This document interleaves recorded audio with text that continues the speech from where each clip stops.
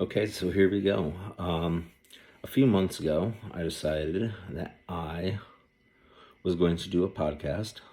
I didn't know what this podcast was going to be about, but earlier I asked on my Facebook top tens. Give me your top tens, and I will give you, in my opinion, what those top tens are. This is not factual information. Again, this is all opinion. If we get to something that is fact, where I can give resources and things listed, I'll let you know. But again, this is purely my opinion. Sometimes I might go into why it's my opinion. Other times I'll just leave it at it's my opinion. So the first one we're going to do, a friend of mine, Sean, asked top 10 movies, any genre. So we're going to take a look at those. And after I record this, I'm going to then respond to his Facebook post about it. So let's, I gotta turn my volume for you guys here down just a little bit so that I'm not peaking. That seems like it's a good level. I don't want to make sure my. All right, so top 10 movies. Starting at, we'll start with number 10 on my list. It's a Netflix original. I'm very obsessed. I think there's one more coming out, and I need to know what happens. So in that number 10 spot, I'm going with The Kissing Booth. All of them in no particular order. But The Kissing Booth, again, is a Netflix original film, series of films, actually, if you want to be technical. I really enjoy sappy stuff, and this is right down your sappy alley, with a twist on some things that have already been done, but enough twist that it keeps it original. So, number 10. Number 9, I don't know if it's a Netflix original or not, but I watched it on Netflix. And that movie is When We First Met. I absolutely loved that movie. I thought it was very unique in the way the story was told.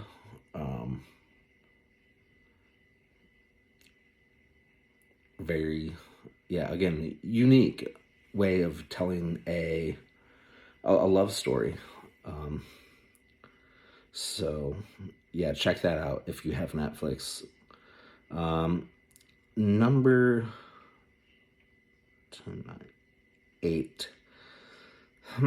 I've got my list here. I don't have it wrote down in the order that I like these things, or like my top tens. We're gonna go with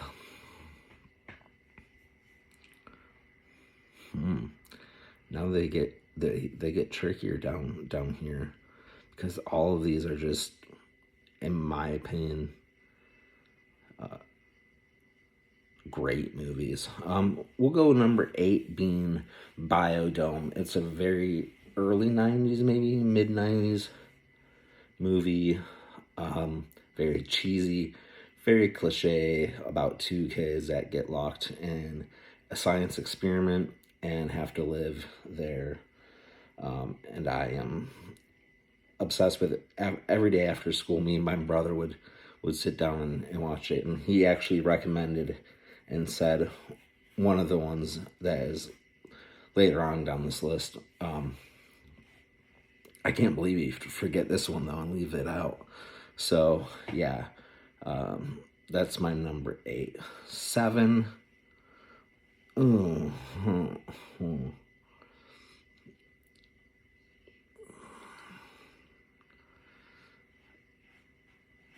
we'll go with The Notebook at number 7. Um, a lot of times I'll classify this as my favorite movie, which for, you know, if I'm not thinking deeply, I definitely, again, love cheesy. I'm not lying when I say it's one of my favorites. It ranks high up there. Classic love story. And every single time they get to the line where she says, "It was us, it was us," I just break down and I bawl. I love it. Again, opinion, not fact. One of the only Nicholas Sparks books that became a movie that I like, because then they just become too cliche. I can guess where it's taking place, that someone's gonna die, and that someone's gonna fall in love in one of those orders. Someone's gonna fall in love and die, or someone's gonna die and then they realize they were in love. That's just how Nicholas Sparks works, and I've kind of gotten over that, except for The Notebook. It keeps me coming back. It's just a classic love story. Kind of reminds me of my grandparents. Real good nonetheless. Number 6.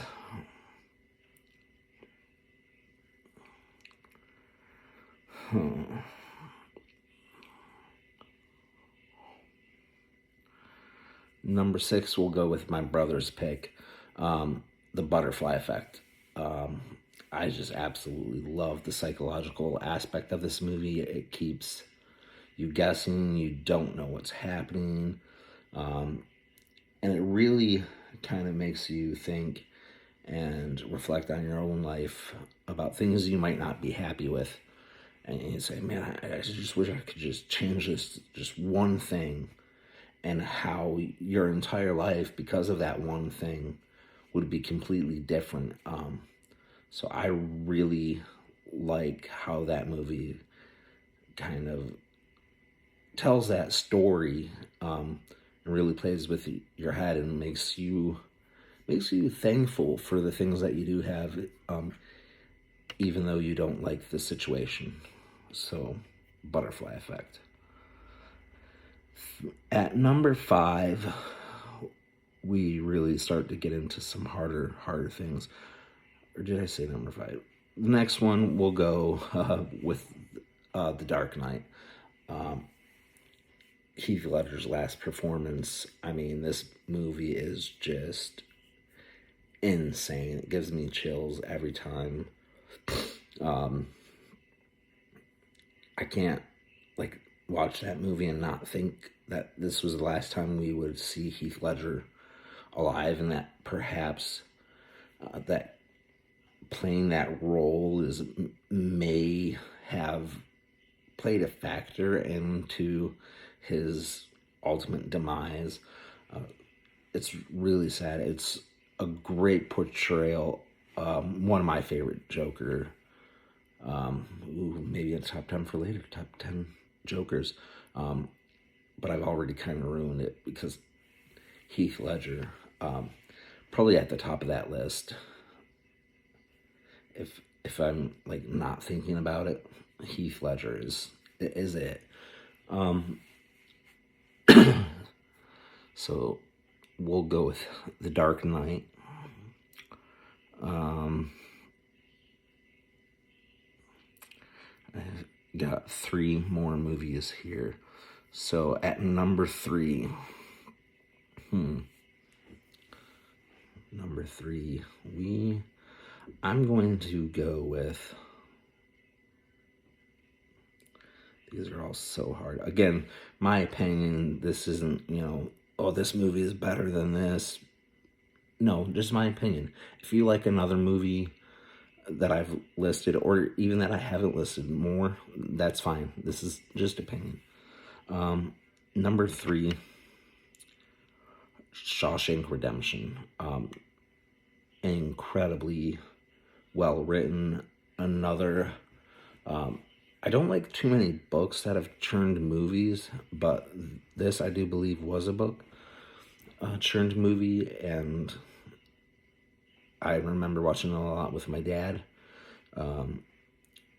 Great movie, loved it. So, Shawshank Redemption at number 2. Yeah, these are solid. Number 2, Good Will Hunting. I really love Robin Williams' character in this movie. I love the movie. I love the acting. I love how Matt Damon and him just kind of vibe off of one another. Sadly, now looking back, I can see, the real pain in Robin Williams' eyes. So, yeah, it's a little tougher to watch. I love Robin Williams as an actor. I think he was very talented across many, many planes. And this goes for my number 1 movie, just his acting in my number 1 movie, Dead Poet Society. I mean, absolutely incredible. I loved every bit of it. Robin Williams acting again.